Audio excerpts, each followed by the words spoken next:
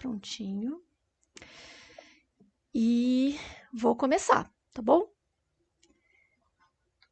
Deixa eu só mudar minha janela aqui.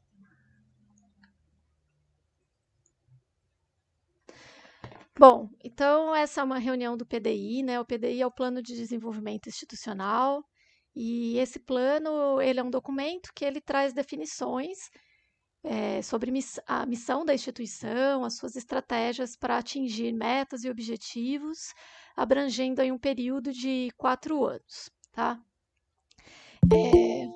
Só um minuto. Dentro do PDI, né, a gente tem o PPP, tá? Que eles são documentos que andam juntos, e a organização didática pedagógica, tá? Então, também o PPP é um documento que vai entrar em revisão nesse período, tá? Para a gente poder rever, né, o que a gente tem nessa documentação, de como cumprir, né, a parte pedagógica do que a gente está se propondo aí para o nosso desenvolvimento institucional, tá bom? O PPP é uma outra comissão, né? Então, em alguns momentos propícios, vocês também vão poder participar aí da reelaboração ou da atualização desse documento. Tá? Então, como é que é estruturado o PDI, né? Como é que a gente desenvolve esse documento? Existe uma comissão central que fica lá na reitoria, e ela é eleita, né? Essa comissão. As comissões locais, que cada campus indica a composição, né? Então tem uma portaria que rege como deve ser a formação dessa comissão. É uma comissão bem enxuta, na verdade. Tá? Eu já vou mostrar a composição dela aqui no nosso campus para vocês.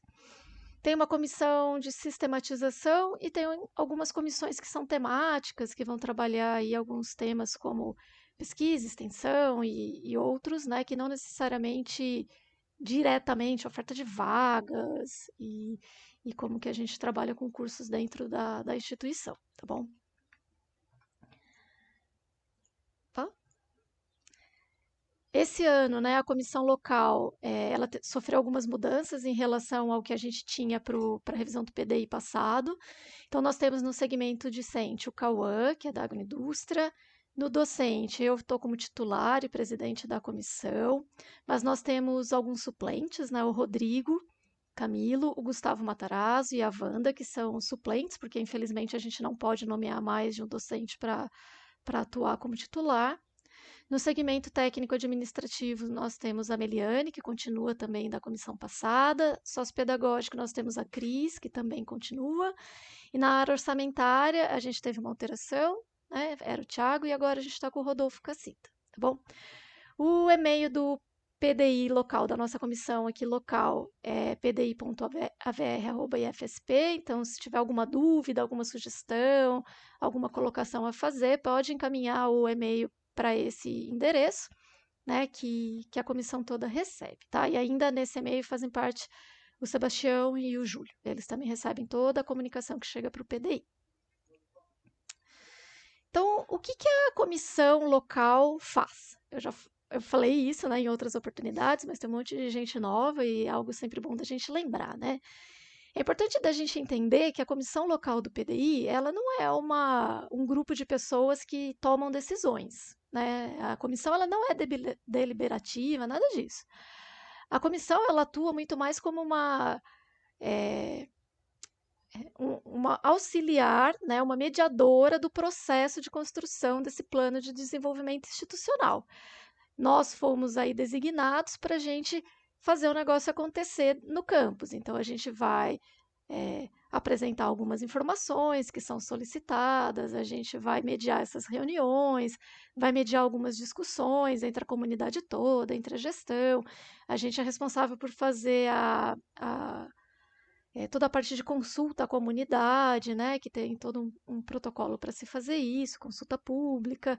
Então, basicamente, o que a gente faz é estruturar o processo, mas não somos nós, efetivamente, que tomamos qualquer decisão, né, que vá constar no nosso relatório final aí do PDI local, tá? Então, é sempre importante a gente deixar isso claro, tá? Então, vamos lá. Então, basicamente, a comissão, o que ela vai fazer? pegar, né, todos os indicadores que foram sugeridos pela Comissão Central ou que são indicadores já, né, estabelecidos por lei para a nossa instituição, trazer isso, atualizar, né, os dados e mostrar esses dados para a comunidade, vai fazer uma avaliação de cenários impactantes no campus, né, cenários internos, externos, que possam interferir no andamento aqui, né, do nosso campus em si. E aí, então, a gente vai fazer a elaboração, né, e sugestões para a elaboração desse documento no que tange o nosso campus, tá? Então, a ideia é que a gente antecipe problemas e tente discuti-los para já prever algumas ações nesse plano de desenvolvimento, buscar estratégias aqui, né, de forma conjunta que conduzam ao cumprimento da nossa missão, sempre atentos aos parâmetros legais, né, que a gente não pode esquecer e nem alegar que não temos conhecimento. A ideia é olhar para o campus como um todo, né? Que os alunos participem, que os professores, os administradores, os tais, os terceirizados, né, participem dessa discussão e não só a comunidade interna, como também a comunidade externa. Nós vamos ter momentos de trabalhar também a nossa região aqui em termos de comunidade externa, tá?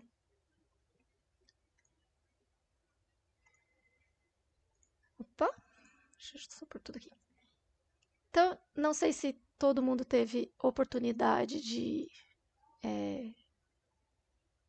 entrar em contato, mas eu vou colocar aqui, deixa eu só me posicionar num lugar que não atrapalhe. Eu vou passar para vocês, né, qual que é a missão do IFE hoje, né? O que a gente tem estabelecido?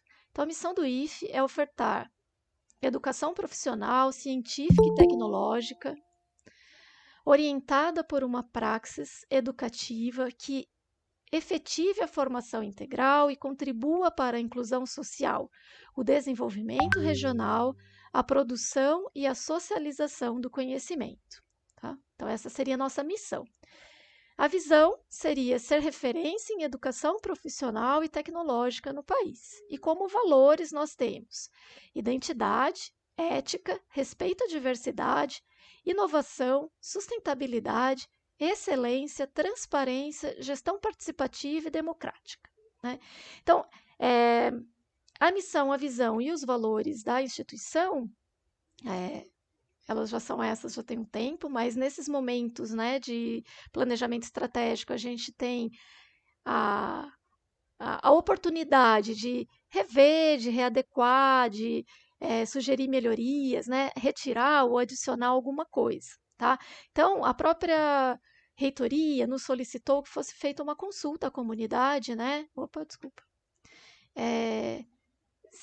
Se há alguma sugestão de atualização, de modificação, né? Espera só um minutinho.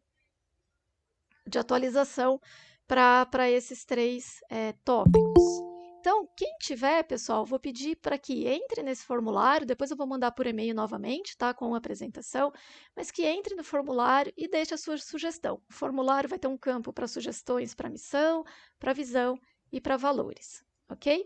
Então, isso é o que consta hoje na nossa documentação, e se não houver nenhuma redirecionamento de nenhum dos campos, ou mesmo da gestão central, é o que vai continuar, tá bom?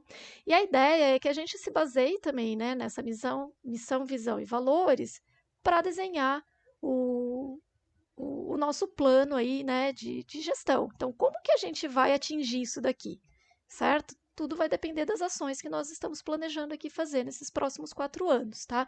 Então, elas têm que estar alinhadas com a nossa missão, com a nossa visão e ainda atendendo os nossos valores, tá bom? Opa! Em termos de cenários internos e externos, a comissão, né, fez vamos dizer assim, um pontapé inicial. A gente levantou alguns pontos fortes, alguns pontos fracos da instituição aqui do nosso campus, algumas oportunidades e algumas ameaças, né, que é a análise fofa. Isso daqui, como eu disse, é um pontapé inicial. Também está aberto para que a comunidade contribua, né? Talvez alguém identifique alguma coisa aí que está acontecendo no cenário político e tal, né? Econômico, e falar, seria interessante a gente apontar como um ponto fraco, né? Ou como uma ameaça, sei lá, ou como um ponto forte. Então, esse quadro a gente está mostrando aqui. Ele não é imutável, pelo contrário, até o fim desse processo do PDI, a ideia é que a gente vá aprimorando essas ideias e deixando isso aqui cada vez mais completo para que a gente possa aí nortear nossas tomadas de decisão. Então, como pontos fortes, nós levantamos um corpo docente altamente qualificado, um corpo de servidores altamente qualificado, excelente infraestrutura, clima organizacional favorável, política de assistência estudantil favorável à permanência dos alunos, projetos de pesquisa e extensão, processos administrativos informatizados e o apoio da prefeitura e empresas locais. Como pontos fracos, foi levantado dependência do orçamento público, exposição a diferentes políticas de educação conforme o governo federal estabelecido, burocracia inerente ao setor público, cursos com baixa demanda, cursos com alta evasão, prestadores de serviços terceirizados com problemas recorrentes, falta de conhecimento pela população e setor produtivo, né, da instituição. Como oportunidade, desejo da população por ensino de qualidade, necessidade do setor produtivo por mão de obra qualificada, parcerias com o setor produtivo nas ações de ensino, pesquisa e extensão e execução de projetos, programas e atividades através de TEDs, né, termo de execução descentralizado. E como ameaças ficariam o contingenciamento e redução de recursos orçamentários, instabilidade política e econômica, deterioração da infraestrutura por falta de investimento e ingressos de alunos com, aqui tem um errinho, com defasagem no ensino básico devido à deficiência do ensino público, ok? Pessoal, caso vocês queiram se manifestar sobre qualquer dos slides, fiquem à vontade para abrir o microfone ou mesmo deixar no chat, tá bom? Então, aqui, né, a gente solicita, né, a comissão solicita que também, se vocês tiverem contribuições ou acham que alguma coisa está demais, né, que não vale a pena a gente apontar isso, por favor, né, coloquem para a comissão, ok? Ainda dentro de cenários internos e externos que impactam no andamento do nosso trabalho, né, ou das nossas políticas aqui no campus, a gente pode apontar ainda, né, essa portaria que ficou aí suspensa por um tempo, mas o que a gente não tem resposta ainda do que vai acontecer com ela, que é a adequação de carga horária mínima dos docentes, a portaria do MEC 983 de 2020, que passa a carga horária mínima docente em sala de aula de 8 horas para 14 horas, tá? Ainda nós não tivemos uma minuta, né? Teve uma minuta rolando sobre isso, né? A minuta existe, mas ainda não foi aprovado, né? E na verdade a gente não tem resposta se isso vai vigorar ou não, né? Acho que agora ainda pior ainda, né? Então a comissão vai ter que trabalhar aqui meio por enquanto com dois cenários, se acontecer e se não acontecer, tá bom? Outros possíveis internos, já no ano passado, né, na revisão do PDI foi apontado, né, a possível divisão do IFE em outras reitorias, então é uma possibilidade, o que pode aí dar outras diretrizes de planejamento, de desenvolvimento, tá? Externos, então, a mudança do governo, que a gente já apontou antes também, então alterações políticas estão em andamento, o que pode impactar aí também em adequações e mudanças de demandas por curso, né, e é isso, tá? E aí a gente deixa em aberto, né? Se vocês tiverem sugestões de outros, isso aqui é super importante, né? Talvez alguma coisa que a gente não viu e que vai ter um impacto aí grande pela frente, né? Em força de trabalho docente ou dos técnicos administrativos, alguns cenários externos, verba, sei lá, tendências para outras áreas que a gente não tem aqui hoje. Fiquem à vontade para sugerir, tá? Por favor. Na verdade, por favor, sugiram. Marcela, quando você fala sugestão, é tudo naquele link que você mandou. No link, na verdade, eu não pus a sugestão do cenário, Gustavo, agora que eu me liguei, mas eu vou colocar, tá bom? Eu coloco sugestão de cenários também, ok? Beleza. Que aí é bom que fica tudo num link só, né? Marcela, Oi. aproveitando, o eleva a oferta de força de trabalho, não é só altera a oferta, porque a gente vai continuar trabalhando 40 horas, só que em vez Ah, tá. É que aqui é a oferta de força de trabalho que a gente de olha ensino, para isso, que a gente olha para a isso, planilha do MEC, para a planilha do MEC, para a planilha de impacto, é sala de aula. certo? Ah, entendi, tá, eleva para ensino, porque a gente não Isso. está elevando a oferta Não, não, não, não. de Não. força. É em sala de aula. Posso complementar aqui depois, tá? Mas só lembrando, a planilha de impacto que a gente faz, né, para o PDI, e que é um dos principais instrumentos de tomada de decisão, é, ela só olha para carga horária em sala de aula, tá? Ó, é a quantidade de aulas que cada docente dá, tá bom? Mas eu vou ajustar aqui, Newton. Obrigada. Bom, vou começar apresentando agora alguns indicadores, né, que são aí obrigatórios para a gente, tá bom? Então, começo com os balizadores. Deixa eu só de novo deslocar minha câmera aqui, porque senão vou ficar num lugar ruim. Começo com os balizadores, que é a nossa lei de fundação, certo? Que estabelece aí que os IFES eles têm que ter uma porcentagem de cursos técnicos, independente do tipo de técnico, né? Técnico em 50% e formação de formadores em 20%, tá bom? E tudo que não é nem curso técnico e nem formação de formadores cai no grande bolo aí do outros, ok?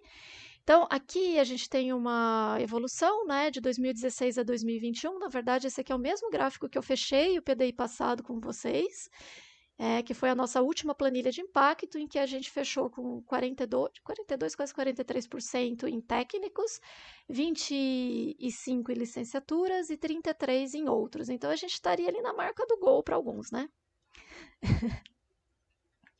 Então, aqui a gente nota, né, uma queda, né, da porcentagem de técnicos desde 2016 até 2021, mas que isso, na verdade, é um reflexo, né, da gente de termos abertos outros cursos, certo? Então, as vagas foram aí se reajustando até a gente chegar no que está hoje, né, basicamente aí estabelecido em 42, 43, 24, 25 e 33%, tá, para 2021.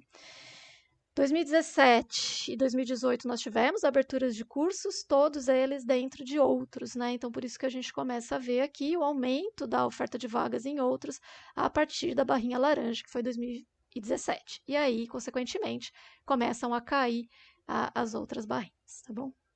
Em termos de Proeja, nós fechamos com 2,5% das vagas de cursos técnicos, né, das vagas dos técnicos ofertados para a Proeja. Lembrando que o nosso Proeja é Proeja FIC, então o que acontece é que o aluno equivalente acaba sendo baixinho e jogou a nossa porcentagem aí realmente um pouco mais para baixo, tá bom? O que é solicitado, né? Solicitado que em Proeja os IFES tenham 10% das vagas ofertadas para cursos técnicos. 10% das vagas dos técnicos seja em Proeja. Deu para entender? Então, esse a gente está longe da meta e não é só a gente, né? A maior parte dos campos também aí ainda estão se estabelecendo em relação aos Proejas, tá? A reitoria nos mandou um relatório, né, com os indicadores globais, né, do campus. Então, eu vou repassar aqui, porque é algo que foi solicitado, mas basicamente são os mesmos valores vistos historicamente também, tá? Então, esse primeiro indicador, ele traz oferta, né, como que a gente estava em termos de oferta de cursos técnicos. Então, a gente está aqui, fechou 2021 com 43%, foi o que eu falei, era de 42% para 43%, né? E deixo também o modelo matemático que é usado para fazer a conta, para caso alguém tenha alguma dúvida, tá? Esse outro indicador é o formador de formadores, né? Então, no nosso campus, no caso, a gente a gente tem 2 cursos de licenciatura, né? Então, a gente oferta as graduações em formação de formadores e chegamos aí em 24%, tá bom? Outros indicadores acadêmicos que são importantes, esses indicadores foram todos retirados da plataforma Nilo Peçanha neste ano, né, de 2022, da forma que estava na plataforma, são dados que foram colhidos pela própria reitoria, tá? Então, nós temos o índice de permanência no campus, que ele teve um aumento até 2019 e depois uma queda até 2021, que aqui também a gente tem um grande impacto da pandemia, né? Na verdade, os anos de 2020 e 2021 são indicadores difíceis da gente trabalhar bem, porque justamente a gente tem esse grande extra aí, né, que foi o ensino remoto e a pandemia. Então, a taxa de evasão, né, vamos dizer assim, no sentido oposto do índice de permanência, ele aumentou, né, entre os anos de 2020 e 2021. Então, vínhamos vindo num bom cenário, né, e a pandemia aí realmente foi um impacto. Eficiência acadêmica, que é o que a gente mede basicamente é se o aluno está concluindo em fase, né? Ele concluiu no período que ele tinha que concluir, né? Então a gente entra nessa eficiência acadêmica, né? Ele está onde ele deveria estar no curso, certo? Então a nossa eficiência acadêmica aí está hoje em 56,20%. Isso aí junta todos os cursos, Isso, superior, isso aqui é integrado. global. Depois, Tá, alguns deles eu vou quebrar em indicadores por curso, não todos, tá? beleza. Se vocês quiserem ver curso a curso, é só entrar no link da plataforma Nilo Peçanha, que eu estou deixando em alguns pontos aqui da apresentação. Vocês conseguem filtrar absolutamente tudo, ver curso a curso, ano a ano, tá bom? Dá para ver bem mastigadinho, tá? Valeu. Esse daqui que a reitoria nos mandou foi um global do campus, tá? Relação aluno-professor, a RAP também a gente tem uma meta, né, prevista por lei, que seria de 20%. E hoje a gente está. Hoje não, né? O campus já está com esse estabelecido acima de 20% desde 2019, que a gente tem ficado entre 24,50% a 25% a nossa RAP, né? Essa relação aluno-professor, tá? Só lembrando que aqui ela pega um cálculo de professor equivalente, tá? E se eles querem 20%, a gente está quase 25%, isso é bom ou é ruim? Pra gente é bom. Bom em que sentido, né? Porque Isso esses quer cinco dizer por que a cento a gente. mais o quê? Que eu tenho mais aluno do que eu deveria ter? Não que deveria, né? Porque eles não colocam um máximo de RAP. Na verdade, É o ideal 20, o né? ideal é 20. O que eles falam é, precisa estar no mínimo em 20. Entendeu? Se você tiver abaixo é porque o docente está sendo subutilizado, vamos dizer assim, né? Tem Você pouco tem, aluno. tem pouco aluno para muito docente, né? Então, o ideal é que você tenha pelo menos 20, tá? Então, 24, 25, a gente está ali, Ok. né? Tá bem, vamos dizer assim, né? Acho que não é um exagero, mas também a gente não está abaixo do que é o mínimo estabelecido, né? Índice de verticalização, que a gente mede a saída, né? O nosso aluno que estava num curso de um certo nível e ele passou para outro nível, tá? Então, por exemplo, um aluno da agroindústria que foi fazer engenharia, ou que foi fazer agronegócio, certo? Então, ele entra no índice de verticalização, tá bom? Então, a gente tem um índice de verticalização em torno de 10%, ok? Esse número, essa planilhazinha a reitoria não tinha mandado, mas eu peguei na plataforma Nilo Peçanha e coloquei aqui, que é só para a gente ter ideia. Isso aqui é uma foto hoje do campus, né?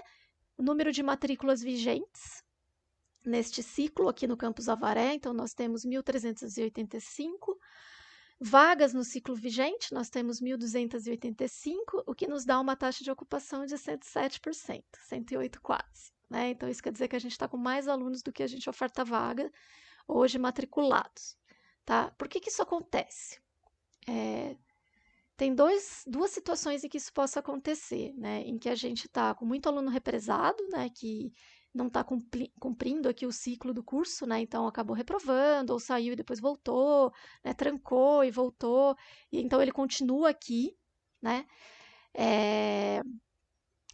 Ou ainda são alunos que não realizaram, né? Não finalizaram a sua matrícula, que evadiram, né? E não tiveram a matrícula finalizada, então eles vão contar aqui também, tá? Porque eles ainda constam como matrícula ativa, ok? Então são as duas situações. E aí a gente deixa, né, para refletir, né? Isso aqui é uma proposta do próprio PDI Central, né, para que a comunidade reflita quais programas, projetos, ações, eventos e fatores que, na sua opinião e reflexão, contribuíram para esses números que a gente apresentou e a sua variação ao longo do ano. Então, também essas reflexões, essas opiniões estão abertas aí no formulário para que vocês deixem, né, as contribuições, que depois a gente vai compilar tudo no relatório do campus, tá bom? Então, lógico que uma parte é, como eu falei, né, A gente sai de mais de 50% de cursos técnicos e cai para 40%, mas porque, lógico, a gente foi abrindo outras, né? E aí vai compensando, né, no curso técnico, tá? Agora, por que que a gente está em 43 e não em 50? Aí a gente pode refletir, tá bom?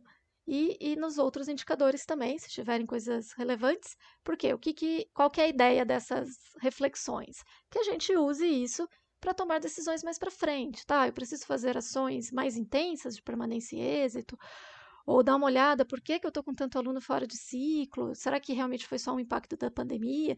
Então, a ideia é que isso engatilhe, na verdade, né, outras análises para tomada de ação, né, da gestão e da comunidade como um todo, tá bom? Então, agora eu vou começar a mostrar alguns indicadores também, a maior parte da Nilo Peçanha, alguma parte do SWAP, vou falando para vocês a minha fonte. Já por cursos, né? Olhando para cada curso aqui do nosso campus, ok? Os dados que eu tenho são de 2017 a 2021, alguns eu tenho até 2022, tá? Então, a taxa de ocupação, que basicamente ele vai falar quantos matriculados nós temos pelo número de vagas que foram ofertadas, tá? Então, isso é a taxa de ocupação. Então, por exemplo, a engenharia de biosistemas, hoje ela já está com todos os anos ofertados, então são 5 anos. Nós temos aí uma oferta total de vagas de 200 vagas, tá? Considerando todos os semestres. E nós temos matriculados 138 alunos, ok? Então, se a gente for olhar a taxa de ocupação, ela veio reduzindo, né? E hoje ela está em 69%. Licenciatura em Ciências Biológicas, nós temos 160 vagas ofertadas, considerando todos os semestres, tá? E hoje nós temos 188 alunos matriculados, ok? Licenciatura em Letras, também 160 vagas, 173 matriculados. Agroindústria, 120 vagas, 155 matriculados. Não vou ficar falando todos, precisa? Mas esse indicador dos cursos técnicos integrados, se vocês olharem, eles estão todos altos e isso daqui eu acredito que houve algum errinho na hora de lançar. A gente lançou alguns dados agrupados de um ano e de outro na Nilo Peçanha, porque também quando a gente pega os egressos, né, os formandos, a Nilo Peçanha também está com alguns dados um pouco estranhos para esses cursos integrados, tá bom? Mas no geral, né, vamos dizer assim, a percepção para quem dá aula no curso técnico pode notar que o nível de ocupação é praticamente 100% realmente, né? Quase todas as vagas estão preenchidas por alunos, né? A quantidade de alunos evadidos é bem baixa, né? Nesses cursos que são integrados, e isso é uma realidade para os 3, né? E que já vem, né? Lá desde 2017 a gente já tem altos índices aí de taxa de ocupação para esses cursos, tá bom? Que mais? Acho que é isso. Aqui eu fiz um outro cálculo de taxa de ocupação, né? Já que a Nilo Peçanha ela estava com esses pontos, né? Assim, difíceis de serem analisados. Fala, nossa, o que está acontecendo? Eu fui no SWAP e peguei os dados do SWAP, tá? Baixei todos os dados de 2017 a 2022 e fiquei classificando os alunos. E então temos aqui os dados dentro dessa classificação, tá bom? Então nós temos aí para engenharia hoje 61% de ocupação, licenciatura em ciências biológicas 98%, letras 101%, agroindústria 93%, eventos 52%, lazer 91%, mecânica 78%, mecatrônica 91%, agronegócio 116% e a gastronomia 151%. Tá bom?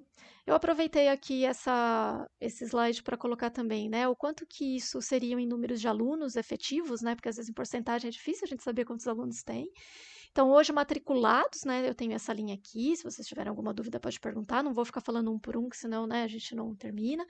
E já fiz a transposição aqui também para quanto que esse aluno vale, né, efetivamente para a gente, o quanto ele conta, né, porque alguns cursos têm um fator de esforço um pouquinho maior. Então, o aluno, ao invés de contar 1, ele conta 1 e pouquinho, né? Então, por exemplo, na engenharia, cada aluno conta 1,025, né? Na gastronomia, cada aluno conta um aluno mesmo. Se a gente for, por exemplo, para mecânica, cadê mecânica? Aqui, ó, para mecânica é o nosso maior FEC, cada aluno vale um aluno e 27, tá bom? Então, isso faz com que, né, efetivamente, a gente tenha lá em mecânica 62 alunos matriculados, mas quando a gente vai, né, para alguns indicadores, alguns balizadores, né, para olhar a verba que vem para o campus e tudo mais, na verdade, esses 62 alunos, eles equivalem a 78 alunos, a 79 alunos. Tá bom? Deu para entender? Então, depois, para quem tiver dúvida, pode dar uma olhadinha aqui, como que estão o quantitativo dos alunos. Pode falar, Gustavo. Desculpa se eu vou perguntar muito, mas eu não ficou muito claro. Por que algumas bases dão acima de 100%? Ó, olhando o SWAP, né? Pela Nilo Peçanha, nunca que eu ia tirar essa informação, mas olhando o SWAP, tem muita gente matriculado que não está efetivamente cursando. Tá? Então, isso é um trabalho que depois a gente vai ter que fazer, né, junto às coordenações, né, e a gestão, né, o Júlio e tal, da gente fazer essa identificação de quem que é o aluno que realmente tinha que estar matriculado e de quem que é aquele aluno que já evadiu, né, que já tem que passar lá para conversa com o sócio, fazer a finalização da matrícula no SWAP. Tipo, são 40 vagas, entrou 40 e 5 não apareceram. Mas aí chamaram mais 5. Então tá contando 45 em vez de 40? É isso? Não, a gente olha realmente quantos matriculados. Quantas pessoas têm matriculadas hoje com matrícula vigente, certo? Normalmente, se você pega esse indicador no começo do ano, pode acontecer isso, tá? Você tem mais matriculados, né, do que a turma comporta. Isso, a gente sempre faz isso nas primeiras chamadas aí, né? Porque sempre uma galera evade, então você já tem aluno lá. Mas aqui, como está pegando já todos os cursos, esse não é o grande impacto, né? Veja que a diferença aqui na gastronomia não é de 5 alunos, né? A gente está com 151%. Então, esses alunos são alunos que provavelmente trancaram durante a pandemia e agora voltaram, Ah, tá. certo? Ou que de alguma forma evadiram e a gente não tirou do sistema, tá? Beleza. Basicamente é isso que vai dar essa discrepância aqui nesse número, ok? Marcela, Hum, Sebastião, boa tarde. boa tarde. Tudo bem? Obrigado aí pelo trabalho que vem realizando no PDI. Mais uma vez, obrigado, né? Só para ressaltar que você havia falado aí do fator esforço do curso aí, Uhum, né? A gente tem da mecânica o maior, né? uhum, Mas quando a gente gera lá na matriz CONIF, né? O que vai gerar o nosso orçamento, depois a gente pode até comentar isso, né? Os cursos da área de agrárias e da área de alimentos, ele tem um bônus de 50%. uhum. Então, acaba que o curso de agroindústria, o curso de engenharia e o curso de agronegócio, acaba que ele tem um fator de esforço menor, mas quando você joga na matriz, ele tem um acréscimo de 50% por estar dentro da área de agrárias, né, ou da área de alimentos, Sim. tá bom? E a É. outra coisa legal de ressaltar é que o aluno, dentro do ciclo, ele tem um valor de 1. Quando ele sai do ciclo, né, Sim, fechou o ciclo e não se formou, ele conta apenas 25%. sim. Ok? E aí, depois de 3 anos, se ele ainda não se formar, ele vai contar como aluno, só que ele conta como zero para orçamento. Não Ou traz seja, dinheiro. Aham. isso. A Então, ou gente tem seja, aquele interesse forte fator nisso. anterior que você falou, né, da questão da retenção, a gente tem muitos alunos retidos no campus, a gente vai ter um custo com esse aluno, só que ele não vai dar retorno financeiro para a gente. Né? Então, a partir do fechamento do ciclo, né, ele vai contar como 25%. Passou 3 anos, ele não se formou, ele conta zero na matriz CONIF, que é que vai Isso. gerar o orçamento. Né? E outra coisa, a matriz agora, né, das próximas matrizes, vai gerar a eficiência do curso, ou seja, 10% do nosso orçamento vai ser pela eficiência, ou seja, se o curso tem uma baixa eficiência, ele vai dar prejuízo para o campus. Sim. Então, são fatores que a gente precisa, né, pegar todos esses números aí que a Marcela está colocando, de todas essas planilhas, é bastante importante, né, porque, assim, aluno ele tem que gerar orçamento, né, infelizmente. Né? Então, assim, se a gente tem muito aluno retido, isso vai gerar prejuízo para o campus. A gente vai ter aluno, vai estar gastando com alimentação, vai estar gastando com laboratórios, e ele não vai ter um retorno financeiro para o campus. né? É, Isso falamos puramente em números, tá, gente? É claro que o processo educacional da gente, né, investir em educação nesse aluno é outra conversa, né? A gente está falando questão da é, gestão financeira do campus, eu acho que ok? o grande ponto, né, Sebo, que a gente coloca é que, assim, que esses indicadores, então não é para a gente pegar e falar assim, ah, então vamos parar de reprovar todo mundo. Não é isso. É para a gente parar, olhar criticamente o que está acontecendo, buscar a causa dessa situação, o que está gerando isso, né? O que pode estar gerando um alto índice de reprovação em todos os cursos ou naquele curso específico? Quais ações a gente pode tomar, né? Porque não Exatamente. necessariamente a gente vai resolver simplesmente falando que não vai reprovar. Então, só deixando claro, né? Não é isso que a gente está falando aqui, né? É, todo indicador ele serve para ajudar a gente a achar um ponto que nós precisamos olhar e descobrir a causa daquele problema e como que a gente vai solucionar, certo? Fazer um plano, né, para gerenciar essa situação. Então, até, Seba, eu acho que é uma colocação interessante, né? Depois, se você puder compartilhar ou me explicar também, porque eu nunca vi, mas pegar a matriz CONIF, pegar os principais pontos que impactam nela e a gente pode colocar também na apresentação, tá?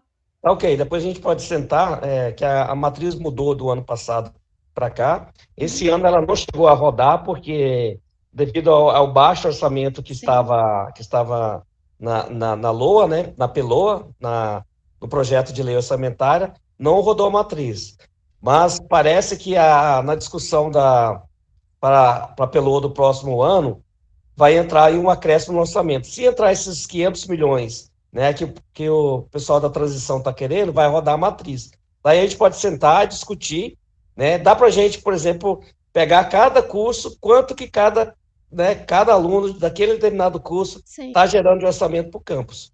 Né? Isso é importante, porque assim, Isso é né? importante na hora que a gente for tomar decisões, por exemplo, vamos ofertar novos cursos, mas que cursos a gente Exatamente, vai ofertar? Então, assim, a gente tem que ter uma visão estratégica, por quê? Porque senão depois a gente não tem dinheiro para merenda, a gente não tem dinheiro para equipar laboratório, a gente não tem dinheiro para campo, a gente não tem auxílio para esse aluno. Então, assim, é o que faz o campus girar, né? Então, é um olhar que também é importante, com certo? Não é certeza, é só, um olhar mas que também estratégico. é importante, isso, né? É, É, pensar de forma coerente, né, estratégica na hora de tomar decisões, né? isso, Que muitas exatamente. vezes não é a que a gente queria, né? Mas é a Eu vou melhor só opção para citar todo mundo, um né? exemplo rápido do campus Jacareí. Uhum. Né? Eles tomaram a iniciativa lá no campus Jacareí, na fundação dele, de colocar todos os cursos no eixo da gestão. Ou seja, administração, gestão, né, tem peso 1. Ou seja, Sim, é um peso baixíssimo. Então, assim, ele coloca aluno, e o orçamento dele não dá para manter o campus. sim, Né? Diferente de nós tomamos lá atrás algumas decisões erradas, mas na maioria das nossas decisões foram corretas, de colocar cursos no eixo de agrárias, né, e curso no eixo da área de alimentação. Então, isso deu um up no nosso orçamento. Né? Só para vocês terem uma ideia, o nosso orçamento hoje ele é o terceiro da rede de São Paulo. Né? sim, Primeiro é São Paulo, claro que tem 7 mil alunos. O segundo é Barretos, porque eles estão com 77 professores e conseguiram abrir um curso integrado a mais, então eles têm 4 cursos integrados. Né? E depois é o nosso. Né? Então nós estamos à frente, para vocês terem uma ideia, de Cubatão, que tem 90 docentes, e de Sertãozinho, que tem 90 docentes. Ou seja, com 70, menos de 70 docentes, a gente está gerando um orçamento bem maior de um campus com 90 professores.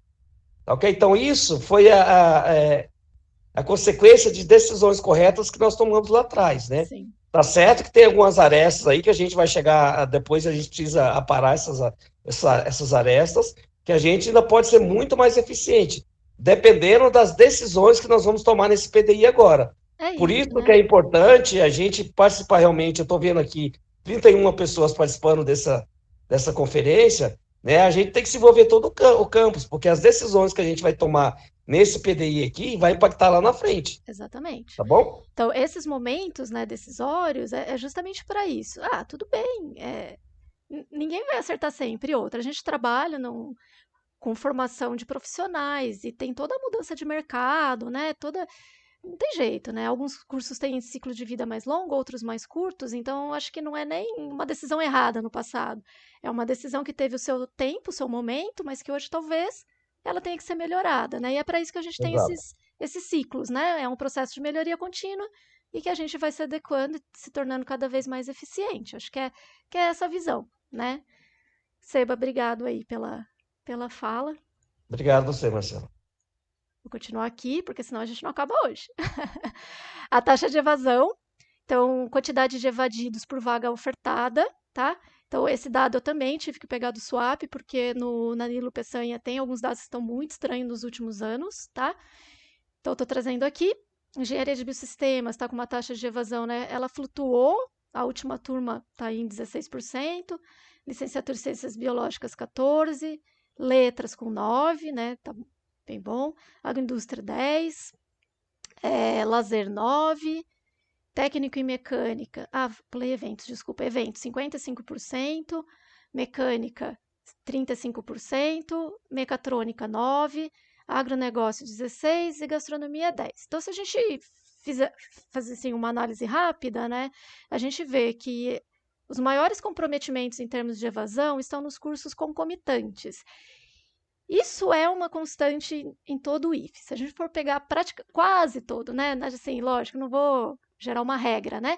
Mas, em geral, os maiores índices de evasão, eles estão nos cursos concomitantes, tá bom? E as menores taxas de evasão estão nos cursos integrados, ok? Que bom, né? Porque, tipo, 50% das nossas vagas tem que ser em técnico e a gente tem 3 integrados, então, muito bom. Os cursos superiores, eles giram aí, então, em torno de 16% a 10%, né? 9% aqui letras, né? Então, eles flutuam nesse patamar nesse último ano. O período da pandemia também a gente fica aí um pouco duvidoso de como analisar, né? Porque vai ter bastante evasão, não tem jeito. Mas pegando aí o ano de 2020, 22, aqui eu já peguei dados desse ano, é isso que a gente teve, tá bom?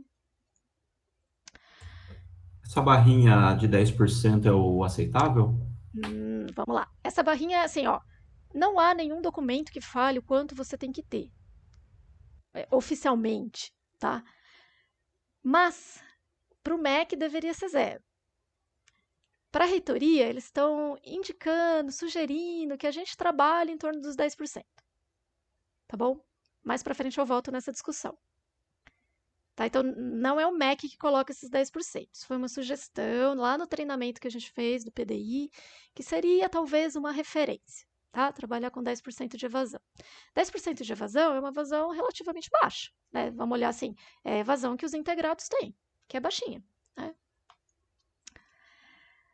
Relação candidato-vaga, né? Então, quantos candidatos a gente teve para cada vaga ofertada? Isso aqui indica para a gente procura pelo curso, procura pelo campus, né? Então, os dos cursos superiores, os dados que eu trago aqui são da Nilo Peçanha, dos dados lá de 2022, e, de novo, algumas coisas estavam muito estranhas na Nilo Peçanha para os últimos anos, então eu peguei divulgações oficiais no site do IFE para os cursos técnicos, tá bom? Então, superiores é Nilo Peçanha, cursos técnicos eu peguei a divulgação oficial, tá? Então, a gente vê, né, que aqui, o sugerido pela reitoria, e que se a gente for ver algo razoável, né, trabalhar com pelo menos um candidato por vaga, que você tenha para cada vaga ofertada alguém interessado em absorvê-la, certo? Então, os cursos superiores, a gente vê uma grande oscilação, principalmente se a gente olha aqui gastronomia, né, que nem está na minha escala aqui, porque se eu colocar essa escala, todos os outros vão ficar muito baixinhos. Isso aqui, o que é esse reflexo, né, da queda da procura pelos superiores? A gente, em 2021, 2022, saiu do SISU, né? A gente não fez as entradas pelo SISU, a gente fez por editais internos, né, do IFE, né, IFE São Paulo e FSP. E então, isso, logicamente, que, né, a abrangência é menor, né? Então, a gente teve menos procura pelos cursos. No entanto, talvez seja aí um olhar que até os próprios coordenadores podem dar, mas nesses anos também a gente teve um pouco mais de preenchimento mais rápido ou mais fácil das vagas, né? porque aí não tem gente de tudo quanto é lugar que às vezes nem vem para assumir aí a primeira chamada, tá? Então, no SISU, né, os cursos vinham vindo, né, com uma procura boa, né, acima aí de 5%, depois a gente, agora, em torno de 1 e pouco, né, todos os superiores. Os técnicos, técnico em eventos 09 e 02 nos últimos 2 processos. Aqui, esse 2022, veja, não é o processo que a gente está fazendo agora, né? Foi a entrada no primeiro semestre de 2022, tá bom? Técnico em mecânica, bateu na marca do gol lá, um candidato por vaga, agronegócio 1.2. A gastronomia, né, ainda dos cursos superiores é a que vem ainda puxando bastante as vagas, né? 2,5 candidatos por vaga. E os integrados, integrado em agroindústria 2.3, laser 2 e a mecatrônica com 3, tá bom? Então, mais ou menos essa tem sido a procura. É lógico que também a gente sempre vai ter aí 2 anos um pouco duvidosa, né? Por causa da questão do ensino remoto. Dúvidas até aqui? Então, a reitoria nos solicitou, né, nos orientou que a gente fizesse esses quadrantes, né, que a gente colocasse os cursos, olhasse para os cursos, para esses indicadores de evasão e de candidatos vaga e classificasse os cursos, né, para que a gente possa tomar ações sobre cada um deles. Então, gerou-se 4 quadrantes. Só um minutinho. 4 quadrantes. Um seria lá, né, baixa demanda e elevada evasão. Então, o curso não tem demanda, candidato por vaga é bem baixinho e a evasão é elevada. Então, o que há de recomendação? Analisar os motivos e descontinuar o curso. Outra situação seria alta demanda, tem bastante candidato por vaga, mas tem muita evasão, né? Então, o que seria a recomendação? Analisar as causas e propor ações de melhoria. Então, veja, os cursos que caírem nesse quadrante, eles precisam, no PDI, propor uma ação de melhoria, tá? Cursos com baixa demanda, mas com baixa evasão, né? Então, recomendação, analisar causas e também propor melhorias. Aqui, normalmente, o que a gente relaciona é com oferta de cursos que estão no local que, por exemplo, não tem tanta demanda, né? Mas que quando o aluno entra, ele fica, né? É o curso que chama atenção e que prende esse aluno. Mas ainda assim, a gente tem que ver por que é baixa demanda, por que os alunos não se candidatam, né? Então, gera-se também um plano de melhoria. A elevada demanda e baixa evasão. Então, esses daqui são os cursos que estariam, né?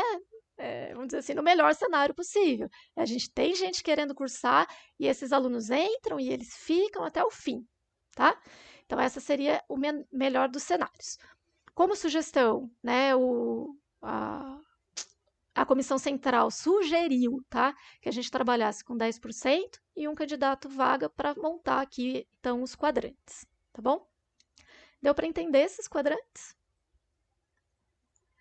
Então, eu vou classificar os cursos nossos aqui dentro para vocês, né? Eu coloquei a tabelinha aqui, né, com essas porcentagens a taxa de evasão em candidato vaga. Como referência, eu peguei média dos 2 últimos anos, depois a gente pode mudar esse cálculo da forma que vocês acharem mais plausível, né, para se fazer. Então, esse é um primeiro momento. Então, considerando 10% de taxa de evasão e um candidato vaga para montar os quadrantes, nós teríamos técnico em eventos, caindo nessa região vermelha, nesse primeiro quadrante, alta evasão e baixa demanda. Nós teríamos todos os superiores, a agroindústria e a mecânica caindo nesse segundo quadrante, então que a gente precisaria de um plano de ação, né, para ver por que a gente está tendo uma taxa de evasão grande. E ficaria, né, resistiria aqui, né, como melhor dos cenários, técnico em mecatrônica e lazer, tá bom? No entanto, eu vou mostrar aqui para vocês um outro cenário, que é o que eu disse, 10%, né, se a gente olha, 10% é a realidade dos nossos integrados e nem de todos eles ainda, né? Então, como que ficaria isso se a gente mudasse essa taxa de evasão? Joguei aqui alto, né? Joguei lá para 40% de evasão, tá? Então, se a gente sobe, né, a taxa de evasão para 40%, a gente continuaria com eventos, né, no quadrante vermelho, né? Técnico em mecânica no quadrante, olha, precisamos ver por que essa evasão está alta, né? Vamos fazer um plano de ação para esses próximos 4 anos. E aí todos os demais cursos, todos os superiores e todos os técnicos cairiam na região verde, ok? Então, esses quadrantes, eles devem servir, né, para a gente como um norte para se decidir o que vamos fazer com a oferta de cursos também, né? É um dos pontos. O que a gente vai fazer com a nossa oferta de curso no campus? A gente vai fechar algum curso, a gente vai manter e vai procurar né, tentar justificar isso através de um bom plano de ação, a gente vai modificar. Qual é a nossa proposta? O que a gente vai fazer com tudo isso? Tá bom? Aqui, só para vocês terem ideia, eu trouxe também os indicadores de fator de esforço do curso. Ah, esse slide tá erradinho aqui, gente. Deixa eu já arrumar, vai. Senão depois eu esqueço. Aqui é IEC.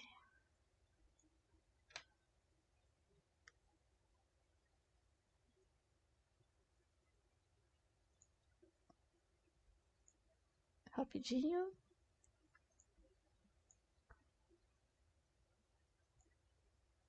Vocês estão vendo minha tela já? Não.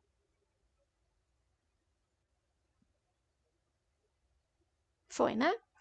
Então, o que eu trago aqui, né? Como a gente está passando por reformulação, né? Eu estou trazendo como que ficaram os índices de esforço dos cursos no currículo que estava antes e no currículo que vai começar a rodar em 2023, tá? E comparando aí com o fator de esforço do curso indicado pelo MEC, que é a minha barrinha cinza aqui, tá bom? Então, a primeira barrinha é o que a gente está em 2022, currículo vigente. 2023, a barrinha azul mais escura, e em cinza o que seria a meta aí do curso.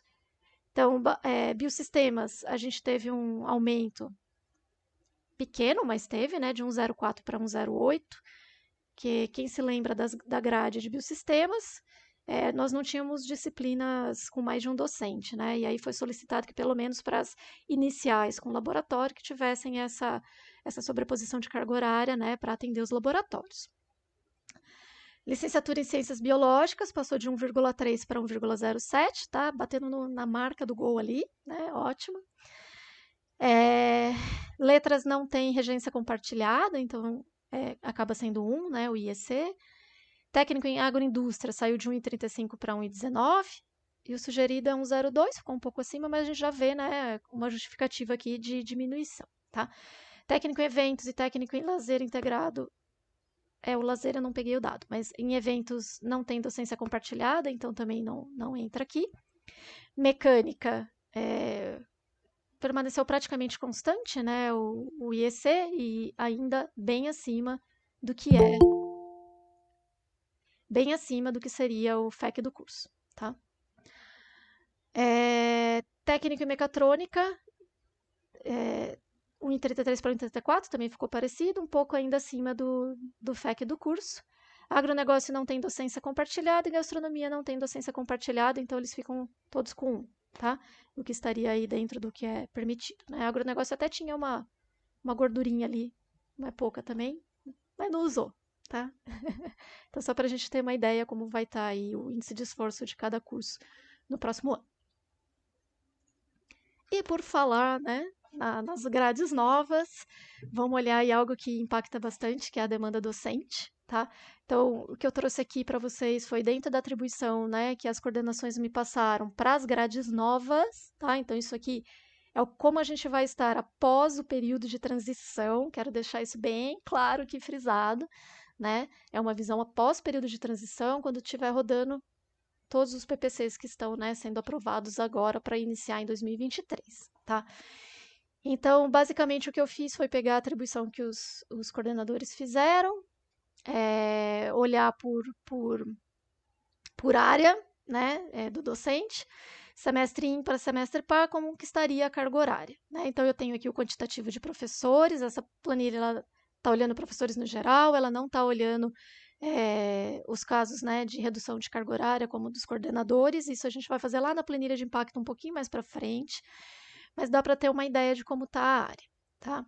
E ainda eu deixei aqui para comparativo, não vou ficar falando muito dessa planilha aqui, mas eu acho importante que cada área olhe, né, e tenha uma ideia se era isso mesmo que estava na cabeça, se está tudo certo, se não tiver, que converse com as coordenações, né, para ver o que pode ter acontecido, tá? Para a gente, o importante agora é a gente ter uma, vamos ver assim, a visão mais real possível da atribuição de aulas, como a gente vai estar, né? Para saber, né, exatamente em qual área a gente está sobrecarregado, em qual área a gente tem uma certa flexibilidade, ok?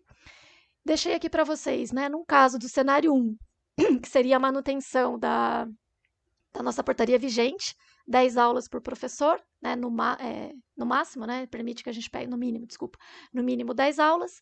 Então, como que estaria? Então, a maioria dos docentes estaria aí até pegando mais do que essas 10. Alguns casos ficariam abaixo, né, mas também não são muitos, são poucos casos, né, que a gente teria abaixo. E num cenário 2, que seria um cenário, agora eu vou só mudar minha câmera de lugar, porque senão vocês não vão ver nada na gravação, que seria um cenário 2, em que a gente realmente migra, né, para a portaria do MEC, que até então ainda está aprovada, né? Então a gente migraria para esse cenário de 14 horas, 17 aulas. Então aí como que estaríamos nesse novo cenário? A maioria dos professores precisando de algumas aulas, tá bom? E veja, aqui eu estou olhando uma média da área, tá? Então eu peguei o total de aulas que artes tinha, dividi pelo número de professores e gerei aqui como estaria o cenário para essa área, tá bom? Fiz algumas simulações também, porque a gente tem algumas áreas em que alguns professores estão afastados ou já não estão mais trabalhando com a gente. Então, eu deixei a vaga, deixei sem a vaga, mostrei essas simulações também para os coordenadores, tá bom? E a gente vai poder brincar um pouco com isso aqui, né, ao longo desse PDI para tentar fechar a situação para todo mundo, né? Aí, se vocês me perguntarem, tá, mas o que a gente vai fazer? Vai trabalhar no 2 ou no 1? Nesse momento, a gente não tem como responder, tá? Nesse momento, a gente não tem, porque não tem nenhuma diretriz que nos diga em qual das portarias a gente vai permanecer, tá? Então, aqui é um outro cenário, né? Então, a gente considerando que alguns professores já estão em outras atividades ou estão em outros campos, migrando, para a gente pensar, né? Como trabalhar essas vagas. Se é importante que esse professor permaneça nessa área ou se a gente pode liberar esse código de vaga para uma área que esteja mais apertada, certo? Então, esse trabalho é muito importante, precisa ser feito de uma forma muito minuciosa, as coordenações trabalhando junto com os seus docentes, né? E nesses momentos coletivos também, a gente olhando isso juntos, né? E tendo ideias e sugestões, certo? Para que a gente consiga trabalhar muito bem todas as vagas que a gente tem, de forma que, né, a gente tenha aula para todo mundo, né? Que todo mundo aqui consiga fechar sua carga horária, certo? E que não tenha pessoas aí, né, com uma carga horária muito, muito além das demais, né? Então, são pontos aí para a gente olhar com carinho, tá? Em termos de técnicos administrativos, nós estamos com todos já, né, aí contratados, os 45 que são permitidos para o nosso campus, né? Então, 70 professores, 45 técnicos administrativos. Desses 45, nós temos uma técnica que está lotada na PRE e uma em colaboração técnica com o FABC, tá bom? Em termos de infraestrutura, que também é outra coisa importante da gente olhar, então, eu não trouxe aqui o comparativo, mas deveria ter trazido, comparar, né, lá em 2017 como estávamos e agora em 2022 como estamos, porque essa infraestrutura mudou bastante, né, acho que todo mundo sente isso, né? Então, hoje nós já temos aí estabelecidas 16 salas de aula, 3 laboratórios de informática, 17 laboratórios gerais, né, específicos aí de cada área prioritária em algum, mas que atendem o campus como um todo, certo? Pode falando, gente, eu não me importo. Da onde vem essa medida de capacidade? Porque 8 no instrumental, eu não consigo ver isso. Olha, Como é que se mede isso? esse levantamento da capacidade, eu simplesmente peguei o que o campus me passou. Não sei nem te dizer quem foi que fez. 8 Aí, se for um aluno em cima do outro no instrumental. Eu tenho quase certeza que essa conta foi feita No finalzinho do ano passado, pelos técnicos, tinha até uma formulinha, É por né, que eles área pegavam a total? metragem e tudo mais. Então, por Quando a gente exemplo, fez. o de Quando a gente análise de fez. alimentos e química, pela fórmula, veio 20. Só que aí, esse 20 ficou só na época da pandemia. Depois a gente mudou para 40, né? Por conta do tamanho. Mas tem uma formulinha, se eu não me engano. Eu acredito que sim, baseado na área, né, na estrutura que tem. Mas o instrumental é um laboratório em que a gente usa como didático em si, né? Mas, Não, mas eu só perguntei por curiosidade, já que instrumental foi o que chamou a minha atenção. sim, mas nada também que não possa ser revisto, né, e retrabalhado, né? Os laboratórios que são de ensino, eles foram construídos para atender pelo menos 20 pessoas, né? O de química, ele foi feito de uma forma que realmente quem já deu aula lá, né, entende que é um laboratório que cabe bastante gente, né? Aqui entrou com quantos? Deixa eu achar. Ah, aqui tá com 20 ainda, né? Mas é um laboratório que já atende hoje tranquilamente aí mais de 38 pessoas, né? Não sei se vocês já deram aula lá com ele cheio, mas eu dei. É tranquilo. Sim, exatamente, dá Então, tranquilamente. eu acho que é isso, né? A gente pode rever essas capacidades, né? Isso, lógico que revendo as capacidades, isso também interfere depois na questão da atribuição de aulas, né? Da regência compartilhada, de entender que a gente não precisa de 2 momentos de laboratório, dá para ir a turma toda. Isso vai mexer nisso também, tá bom? Então é importante. Se tem sugestões, vamos passar, mas eu acho que sim, a gente pode, né, ver como que fica essa revisão desses números aqui, né? Porque realmente a química, falar que só cabe 20 alunos lá é bem pouco, né? Tá bom? Temos um auditório, né, enorme, um ginásio, um refeitório, uma biblioteca. E ainda, né, é que aí acho que já entrou nos laboratórios, deixa eu ver, não. Ainda tem os 2 laboratórios recentes, né? 2, 3. Que ainda vai ser atualizada nessa situação, porque tem o de gastronomia, o sensorial, a brinquedoteca e a outra sala multiusuário, né? É isso, né? Vão me corrigindo aí. Bom, eu mostrei aqui os principais indicadores que a gente precisa levar em consideração para fazer um dos pontos chaves do PDI, que é decidir a oferta de curso, né? Se a gente continua com os nossos cursos, se a gente vai remodelar, se a gente vai fechar, se a gente vai abrir, se vai fazer novas ofertas, o que a gente vai fazer, certo?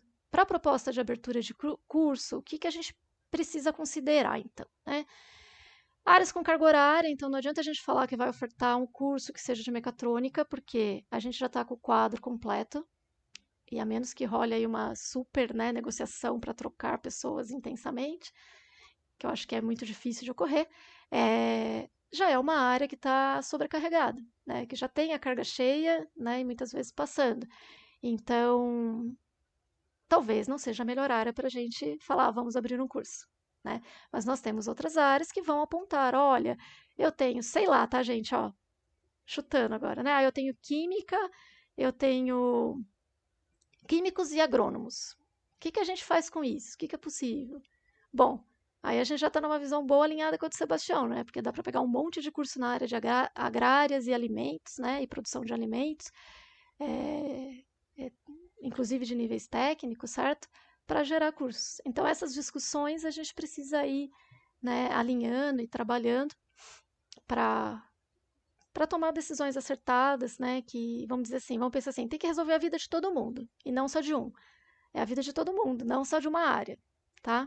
Então a gente vai ter que pensar bem coletivamente, porque o nosso campus ele já está estabelecido, né? Não está em formação, a gente não tem mais como fazer contratação, lógico, uma permuta ou outra é algo que pode acontecer, mas não vamos ter essa possibilidade tão cedo, certo? Então, pensar com carinho aí de forma bem conjunta, tá? Em termos de balizadores, a gente tem que atender os balizadores. Não adianta falar, ah, mas ninguém vai reclamar. Vai, a reitoria vai falar, olha, vocês não vão atender os balizadores com a nova oferta. Qual é o plano de ação? Qual é o plano de ação? Por quê? Porque a gente tem que atender os balizadores, 50% técnicos, 20% de formação de formadores, que está lá na lei de formação dos IFES, ok? Infraestrutura básica, então tem que olhar. Tenho sala de aula, tenho estrutura para EAD, porque os cursos também podem ser ofertados em EAD, né? Sem problema. Tenho estrutura para isso? O que eu preciso para ofertar um curso, né? Olhar para as demandas da região. Isso é muito importante, né? Não adianta, porque senão a gente vai cair no outro quadrante lá daquele desenho que eu mostrei para vocês, que é o que a gente não tem demanda, mas tem baixa evasão, talvez, né? A gente não tem demanda, então tem que olhar para a região. O que a gente tem na região? Mas como é que eu faço isso? Olha, existe uma cartilha de orientações às redes ofertantes de educação profissional e tecnológica, que é uma cartilha do MEC, que está acessível aqui por esse link, tá? Vai estar na apresentação, posso mandar também a cartilha para vocês, porque eu tenho PDF dela, que traz diversas orientações de como a gente pode pegar essas informações, olhar para elas. Vamos ver o que mais tem em Avaré, né? Ontem até um pessoal de outros campos passaram um link de um site bem bacana, que a gente filtra cidade por cidade, né, e consegue ver onde que foram as maiores áreas contratantes na região, certo? E isso é importante para a gente tomar a decisão, né? Então, olhar para essa demanda regional, porque senão a gente vai já abrir um curso que está fadado a acabar em pouco tempo. Cobertura das necessidades dos docentes e infraestrutura mínima dos catálogos de curso. Então, vou propor um curso técnico, existem catálogos que coloca o que tem que ser trabalhado nesse curso. Qual é o conteúdo mínimo, que tipo de mão de obra que precisa estar disponível para ele, que tipo de infraestrutura específica existe para esse curso. E a gente não pode negligenciar isso, né? Então, se eu vou abrir um curso de indústria que precisa de uma planta piloto, eu tenho que ver se a gente vai ter condição de ter essa planta piloto ou de fazer parcerias em que a gente possa usar a planta piloto, né? Parcerias realmente estabelecidas. Currículo de referência do IFSP, não podemos esquecer que o IFSP fez currículo de referência para todos os cursos existentes. Então, se eu for ofertar, por exemplo, uma engenharia mecânica aqui, eu preciso pegar o currículo de referência de engenharia mecânica do IFSP e me nortear por ele para construir o PPC de curso. Deu para entender? Então, isso é muito importante. A gente tem currículo de referência para técnicos e para superiores, tá? E também pensar em quando que seria feita essa oferta, porque a gente tem toda uma questão de transição de currículos, né? Então, talvez não dê para ofertar já em 2024, mas que a gente consiga ir fazendo essa transição. Então, é importante pensar nisso. Quando é que esse curso entra, tá? Como é que a gente vai fazer essa transição? Vou colocar alguns outros indicadores aqui, não tão de ensino, mas que também, né, refletem no nosso tripé, ensino, pesquisa e extensão. Né, que seria a parte de pesquisa e extensão. Eu estou trazendo alguns dados que eu já mostrei, depois a gente pode atualizar isso para 2022, ok? Então, o nosso campus, ele tem, né, trabalhado em termos de projetos de extensão, a gente tem trazido recursos para o campo, né, para o campus. Nesses editais, eu acredito que até em 2022 nós teremos aí um valor maior do que em 2021, ok? Mas girando aí em torno de R$20 mil em projetos de extensão no ano de 2021, que foi ainda um ano de pandemia, né? Projetos de pesquisa girando em torno de R$40 mil, também 2020, aqui 2020, 2021 e 2022 certamente estará aí com um valor maior, tá bom? Em termos de execução orçamentária, eu havia passado 2019, 2020 já como ficou, eu trouxe 2021, depois a gente pode atualizar o ano que vem, né, para 2022. Então, como que está a execução orçamentária? Nós temos em azul custeio e em laranjinha o que foi investimento, ok? Somando os dois, a gente tem um montante total, né, executado pelo campus. Então, em termos de custeio, é a nossa maior verba, né, assim, não tem nem como não ser. Então, a gente está gerando aí em torno de R$2 milhões em custeio. Investimento, teve uma boa oscilação de 2019, 2019 ainda 1 milhão em investimentos, esse valor caiu bastante em 2020 e voltou a subir em 2021, 2022 acredito que vai estar baixo de novo, tá? Mas vamos lá dar uma olhada nos principais pontos onde essa verba está sendo investida, tá? Então, o maior montante, né, de custeio, 42% de toda essa verba de custeio, ela vai para bolsas de estudo no país. Então, todas as bolsas que o campus fornece aqui, que são internas, né, para os alunos. Vigilância ostensiva leva 14% dessa verba. Limpeza e conservação, 12%. Serviço de apoio administrativo e técnico operacional, 6%. Assistência social, 5%. Manutenção e conservação de bens e imóveis, 5%. Serviço de energia elétrica, 3%. E aí a gente já tem alguns aqui, né, somando bem pouquinho. Em termos de investimento, né, ainda o maior montante, isso que eu estou mostrando aqui é de 2021, tá, gente? Esqueci de reforçar. É relativo a esses valores aqui de 2021. Então, em 2021, a maior aquisição foi em equipamentos de TIC, né? Então, computadores, 33% do montante. Materiais de TIC permanentes, 19%. Coleções e materiais bibliográficos, 16%. Aparelhos e utensílios domésticos, 12%. Peças não incorporáveis a imóveis, 8%. E aparelhos de medição e orientação, 5%. Tá? Então, para a gente ter uma ideia em como está sendo investido esses valores, ok? Próximos passos da comissão, então a gente precisa finalizar a planilha de impacto para fechamento dos balizadores e força de trabalho, já olhando para essa mudança nas matrizes. Estava lançando, mas teve mudança de novo nos integrados, então vou ajustar, né, para a gente finalizar isso, para o nosso próximo encontro já está tudo certo, tá? Apresentação e discussão dos indicadores com a comunidade interna, que é o que a gente está fazendo hoje, né? Nós vamos ter uma discussão também com o APL, né, o Arranjo Produtivo Local, na segunda semana de fevereiro, é a previsão, né, da gente fazer essa conversa, né, com empresas, setor público aqui do entorno, que tenham relevância para o campus, né, e para que a gente possa mostrar o campus, mostrar o que a gente tem e também angariar sugestões, por que não? Né? E também na reunião dos pais, nós vamos fazer uma entrada aí, lógico, mais curta do que essa, com os principais indicadores, né, os principais pontos, as nossas ofertas de curso, para que eles também tenham ideia de que, né, a gente também tem ensino superior, para que o filho dele possa dar continuidade, que tem outros cursos que acontecem, tá bom? Nós vamos receber propostas, né, de encerramento de ofertas e novas ofertas, certo? Para verificação na planilha de impacto entre fevereiro e março de 2023, porque é curto esse período, porque a gente ainda tem que fazer audiência pública caso vá abrir novos cursos, e isso tem um trâmite burocrático que precisa ocorrer antes do meio do ano em que a gente vai ter que entregar os relatórios. Então, faz a audiência pública, faz a construção do relatório. Entre fevereiro e agosto a gente já vai elaborando, né? A gente tem que enviar isso aprovado já, né? Por todas as instâncias necessárias até a metade de outubro de 2023, tá? Então, é um trabalho aí que ainda vai um tempo, mas que a gente não pode dar muita bobeira, porque é trabalho intenso da comissão, e como vocês viram, a comissão ela é pequena, tá?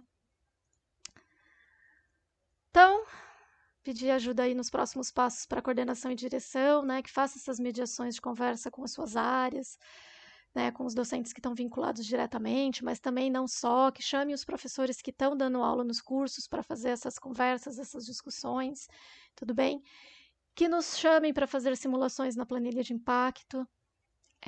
A gente, lógico, tem uma questão de horário, né, todo mundo, então nem sempre a gente consegue no momento assim muito rápido, mas a gente vai trabalhando junto, vai fazendo esses calendários para tentar atender. Né? Então, é importante fazer a simulação para que a gente veja a longo prazo que isso vai impactar nos nossos indicadores para os balizadores. Tá? Peço aí, novamente o apoio da direção, né? Júlio e Sebastião, para que a gente faça isso, né? De forma, né? Para não ficar pesado para ninguém, né? De forma cadenciada nesse período que a gente tem para fazer. Porque se for pegar e fazer tudo isso um mês antes da gente entregar o relatório, não vai sair nada. Né? Isso não é planejamento, então não vai sair nada, a gente vai continuar patinando, tá? Então participem, tragam suas sugestões, reflexões, ok? Se sentirem falta de alguma coisa no próprio questionário, pode mandar mensagem, e-mail para a comissão, a gente inclui lá, tá? A consulta, fiquem à vontade, participem, ok? E só reforçando, né, que a comissão não decide nada, quem vai decidir são vocês, as áreas, junto com a gestão, tá bom? Pessoal, eu abro agora para dúvidas que vocês quiserem aí de informação. Eu só vou fazer um negócio aqui para a gente ver a lista de presentes.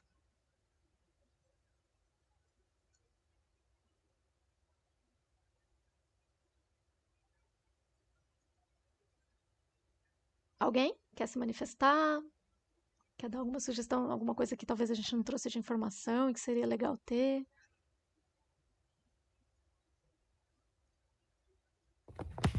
Eu vou falar. Parabéns, Marcela, pela apresentação. É super importante a gente fazer essa análise global do campus. Depois, eu acho que a gente vai pensar de uma forma mais criteriosa. Vi que eventos está em todos os cenários, no pior local possível. Queria já falar para todos aqui que o curso de eventos é um dos mais antigos aqui do Instituto. A gente já havia detectado na SEIC a necessidade de mudar a grade, no entanto, saiu os currículos de reformulação e a gente não podia fazer nenhuma mudança de grade, né? Houve essa imposição da reitoria e daí ficou meio que travado por os últimos anos em relação a isso. Daí a gente já até tinha uma nova grade e tudo mais, a gente fez essas discussões internas, as discussões com os alunos para ver o que estava acontecendo, o motivo da evasão, mas a gente conseguiu colocar em prática este ano só, né, com a reformulação do curso. E além do mais, a gente teve o problema aí da pandemia que afeta o setor de eventos, então nossa evasão super multiplicou. Coisas para a gente considerar quando a gente for refletir sobre o que o curso, sobre os próximos passos do campus, na verdade, né? Lembrando que a gente está numa estância turística, que dentro de pouco a gente vai ter maior festa aberta do estado, está em Avaré, que é a EMAPA. Já falei para alguns, acho que todos estão sabendo, é a primeira vez que Barretos sai de Barretos e vem para Avaré. Então, assim, demandas na área de eventos eu acredito que vão aumentar, mas claro, tudo isso para a gente ver com a sociedade, com a comunidade e para a gente refletir os melhores passos. Sim, com certeza. E a gente entender que, assim, é uma coisa meio que natural. Os cursos, eles têm o seu tempo de vida, né? Talvez uma simples mudança de nome já seja mais atrativa, né? Não estou falando que é o caso, assim, estou fazendo jogando, né? Mas todos os cursos vão passar por isso, né? E mais cedo ou mais tarde, né? A contratação muda, né? A demanda por mão de obra muda e vai mudar o que a gente precisa ofertar para formar profissionais, que é o nosso core aqui, né? Então é importante a gente estar alerta e estar olhando esses indicadores e sempre procurando tomar essas ações. Lógico que num momento como esse, se a gente consegue antecipar alguns problemas, a gente já vai tomando essas ações no próprio plano. Mais alguém, gente? Pode falar, Wellington. Oi, Marcela, boa tarde, você me ouve? Sim, pode falar. Boa tarde a todos, né? Acho que boa noite. Parabéns novamente aí por encabeçar o PDI, pela apresentação.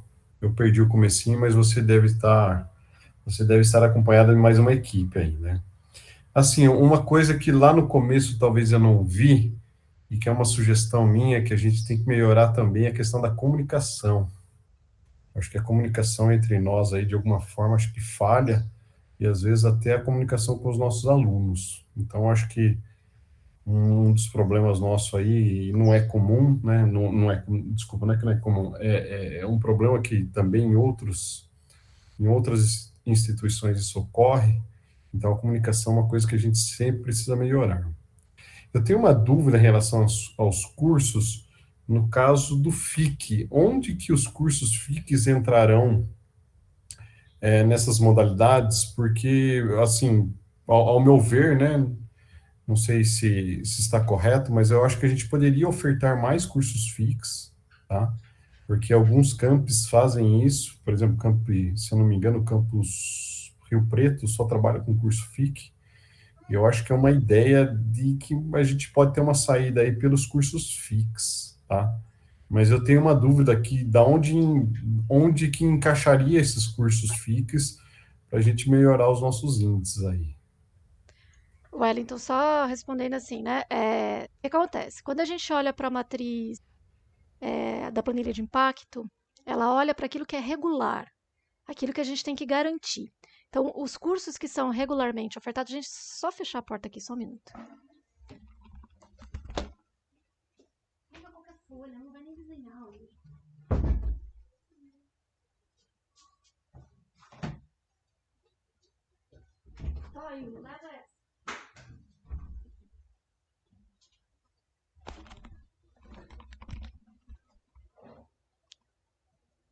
Desculpa, gente, transição de turnos aqui em casa.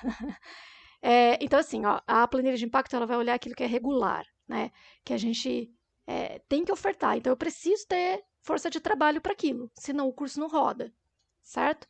FIIs que são colocados como regulares, que são constantemente ofertados, então a gente tem frequência de oferta. Aí a gente pode colocar na planilha de impacto. FIIs que são flutuantes, a gente não consegue colocar na planilha de impacto. Você entendeu?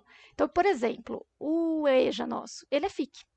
E ele entra na planilha de impacto, certo? Os FIIs, quando entram na planilha de impacto, eles têm o valor do aluno ele é reduzido, tá? Mas conta também. Né? O aluno equivalente, ele vale pouco para a gente, mas ele vale, né? E é uma força de trabalho que a gente pode contar. Então, assim, de novo, se você tem um FII que você fala, vou ofertar todo ano, eu tenho uma periodicidade de oferta, então todo ano vai entrar essa minha carga horária nisso, ok, dá para colocar. Se é hora eu oferto se quero, oferto se preciso, aí não entra. Deu para entender? Ah, sim, sim. Eu perguntei pelo FIC porque eu acho, na minha opinião, né, não sei se como que é a opinião de todos, eu acho que, por exemplo, o FIC do Proeja, ele é muito bem atribuído e parece que tem uma demanda boa, e principalmente com um público que é muito interessante e que talvez a gente, se conseguisse atender mais esse público, acho que seria muito interessante, sabe? E só mais uma coisa, uma visão pessoal minha também, assim, eu acompanhei um pouquinho aqueles e-mails, acho que até foi a Meliane que nos enviou, sobre as inscrições nos técnicos concomitantes integrados, sabe? E, assim, eu, primeiramente, também parabenizar essa equipe que realizou a divulgação, redes sociais, enfim, porque eu acho que a divulgação dos nossos cursos, eu acho que, na minha opinião, eu acho que esse ano foi boa, tá? Eu acho que foi boa, mas a gente também tem que melhorar essa questão da divulgação dos cursos, tá? De uma forma geral, seja de diferentes formas, seja uma forma impressa, outdoor, rede social, tudo. E, se possível, eu não sei se Sebastião nos ouve, deixar um recurso para isso, sabe? De pagar as redes sociais para divulgar, enfim, porque vamos dizer assim, pode ser uma saída para a gente ter uma maior procura, e esta maior procura possivelmente pode nos trazer uma menor evasão. Eu falo porque a gente às vezes não sabe, né? Mas eu acho que esse ano, pelo que eu vi dos cursos integrados, aquela relação candidato-vaga, acho que está superior a 3, quase batendo 4 na maioria dos cursos. E eu acho que isso é um bom caminho para a gente pensar. Eu sei que é difícil, tem questão de Enem, vestibular, SISU e tal, mas também a gente pensar na divulgação dos nossos cursos superiores. E, assim, independente de reitoria, de prazo, disso, aquilo, porque, sei lá, eu andando por Avaré, eu não vejo um outdoor dos nossos cursos sendo divulgados. Vou dar um exemplo, sabe? Tá certo que hoje em dia não é só por outdoor, mas, assim, sei lá, pagar uma rede social aí para um público-alvo, enfim. Porque eu acho, na minha opinião, é claro, que isso pode ser uma saída. Acho que a divulgação ela é sempre bem vista, né? E lógico que a gente tem orientações, né, e regrinhas que a gente tem que seguir, né, para manter o padrão da marca, de tudo mais, mas é algo que a gente não deve hesitar em fazer, né? Com certeza, tem realmente muita gente que nem sabe que tem curso superior no IF, né? O Wellington do EJA, eu não sei, assim, eu não entendi se você falou do EJA ou do integrado, o que você acha melhor investir? Eu, sinceramente, assim, eu já falei isso em outras reuniões, os integrados, né, vamos dizer assim, eu dou aula em 3 cursos diferentes, tanto no integrado quanto nos superiores. Os integrados, querendo ou não, são os nossos carros-chefe. É eles que nos faz trabalhar aí quase o dia todo, os nossos alunos, enfim. Enfim, mas não tirando a importância dos nossos outros cursos. Não quero entrar Não, eu acho nessa que discussão. entender que um tipo de oferta ela é muito relevante não põe em Exato. demérito os outros cursos. Não é É, isso que a gente quer fazer.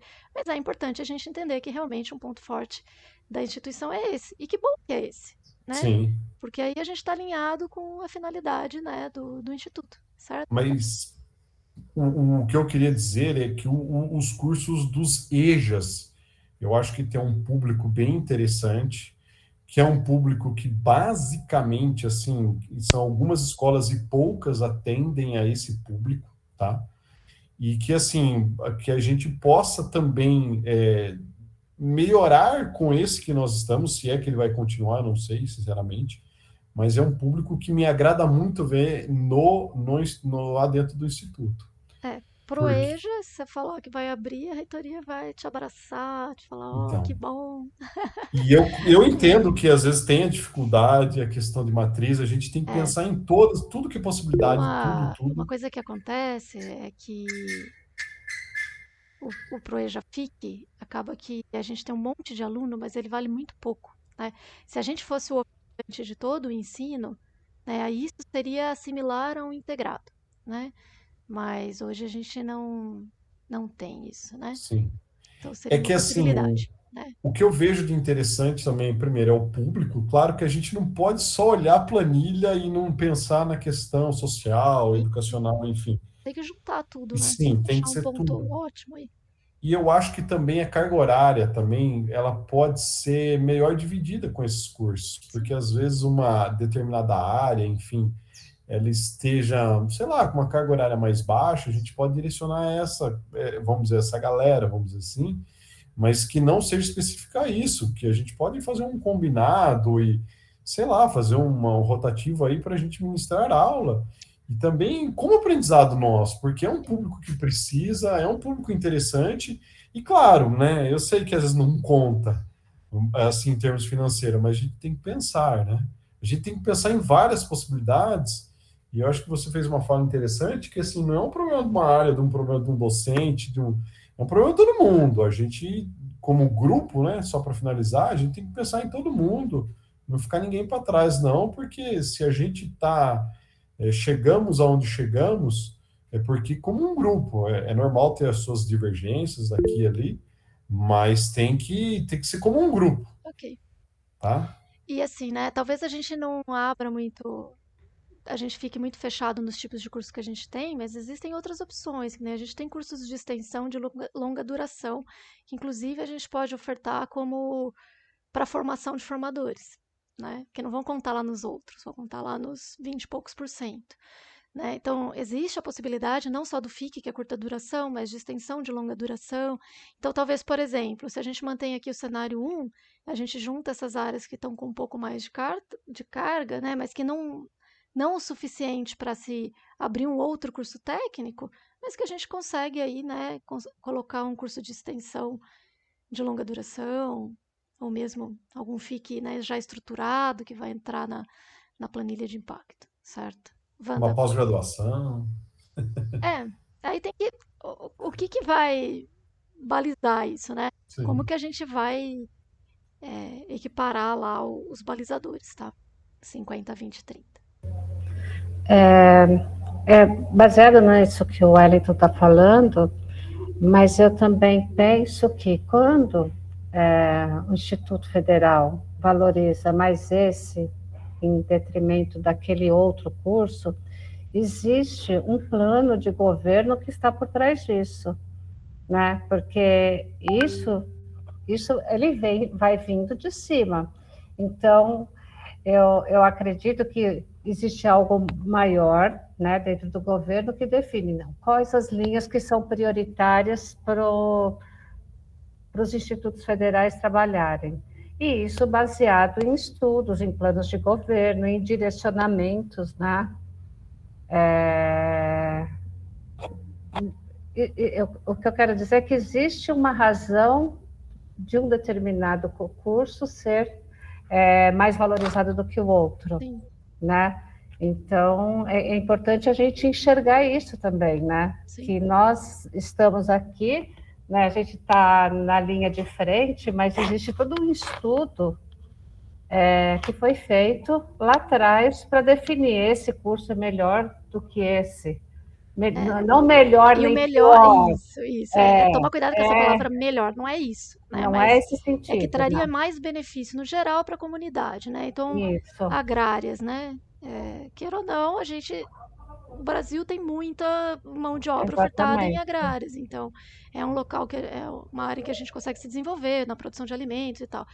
Então, esses cursos têm um peso maior, né? Olha, se vocês abrirem, a gente apoia. É isso que se faz. É isso que acho que você está falando, né, Wanda, de Isso, políticas exatamente que isso. apoiam. Existe uma política Isso. pública por E trás aonde de que a tudo gente vê o isso. reflexo dessa política? Na própria matriz CONIF, né? Ela é um reflexo de uma política pública. E também, quando nós estávamos em desenvolvimento industrial, lá no começo dos institutos, era importante a gente ter cursos de mecânica, mecatrônica, por quê? Porque a gente tinha que oferecer mão de obra para a indústria. Então, os institutos têm essa pegada mesmo, né? E eu acho que é importante a gente ter esse olhar também, né? Porque, às vezes, quando a gente faz uma avaliação, nós aqui na frente de combate, às vezes a gente está fazendo uma avaliação não com todos os parâmetros que um plano de governo teve, né? Que uma política pública tem. E aí, por isso também que entra a questão da cartilha, né? Essa cartilha, ela é bem legal. Recomendo muito que as áreas deem uma olhada, né? Em alguns indicadores. Vou passar um link também de uma fonte, de uma base de dados interessante.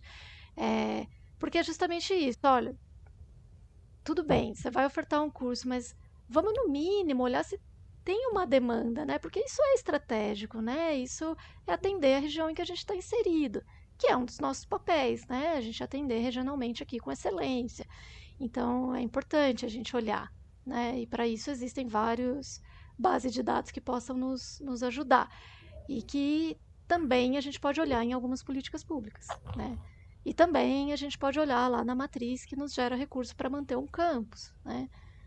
Então a gente decisões estratégicas, elas são difíceis justamente por isso, porque a gente tem que olhar, né, diversos pontos para chegar num consenso aí que é a tentativa de ser a melhor possível, né, a melhor solução possível para a gente caminhar atendendo aí a nossa missão. Mais alguém? Só completando, né? E a gente tem que realmente tomar essas decisões baseadas em documentos, né? Porque a gente aqui na frente, né, de combate, às vezes a gente pode ter uma visão restrita, né? Então a gente tem que estar sempre embasado em muito documento, porque Exatamente. Isso, né? Não é algo pontual, uma visão. A gente tem que, vamos dizer assim, checar a nossa visão, né? Olha, eu tô com essa ideia, mas como é que eu vou validar se essa ideia realmente faz todo sentido, né? Não só num contexto pequeno, se ela vai valer por muito tempo, né? Então, é justamente através de base de dados, né? Acho que é isso que você está falando de documentos, da gente ter informação relevante, né? Que sustente, que suporte aquela sugestão, aquela decisão que a gente está tomando, né?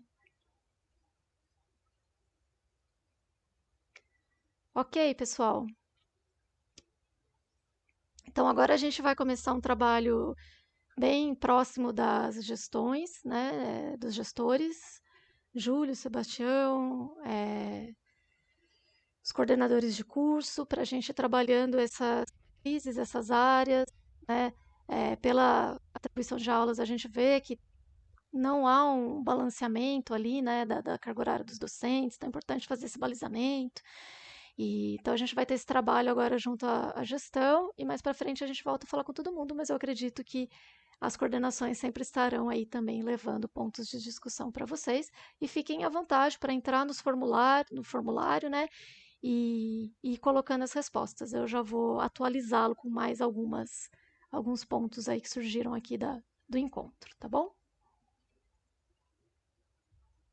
Beleza, Marcela, obrigado. Agradeço imensamente em nome de toda a gestão, o trabalho que você vem realizando em frente ao PDI. E lembrando que é um planejamento de todos, né? Então a gente tem que sempre pensar na responsabilidade nossa como cidadãos, como servidores públicos, né? Às vezes a gente se agarra a alguns amores né? Mas a gente tem que saber da nossa responsabilidade como servidores públicos, né? Estamos trabalhando com serviço, né? Com um trabalho, né? Que com recurso né? Das pessoas que pagam essa carga tributária tão grande que o nosso país, né? Submete sobre a nossa população. Então a gente tem que ter responsabilidade, né? Em relação às nossas decisões aqui, né? Para poder ofertar um ensino de melhor qualidade para a nossa população.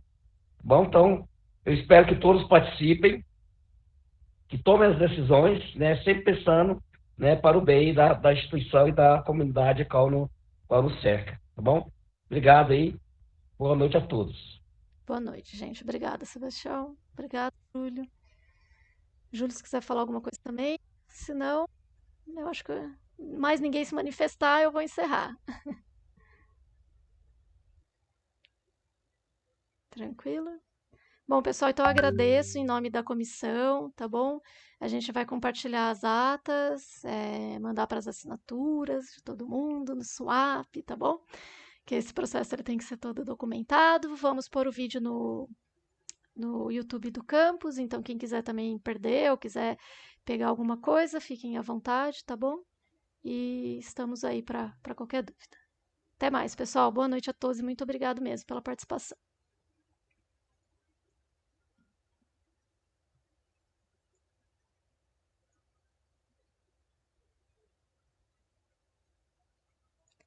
E boa aula para quem vai dar aula, né? Tchau, Marcela. Obrigada. Tchau, Cris. Obrigada a você. Eu gravei aqui também, tá? Tá ótimo. Eu vou parar minha gravação agora.